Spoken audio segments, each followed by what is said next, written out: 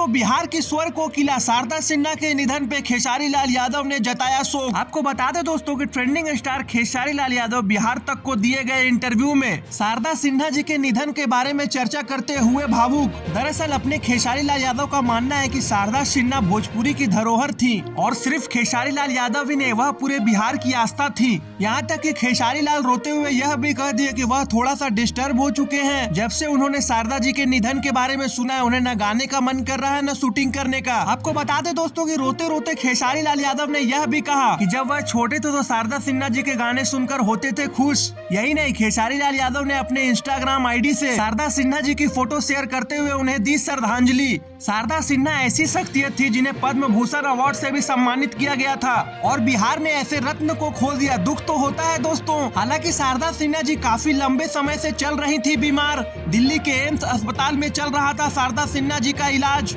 खेसारी लाल यादव ने ऊपर वाले से प्रे करते हुए कहा कि शारदा सिन्हा जहां भी रहे भगवान उनकी आत्मा को शांति दे।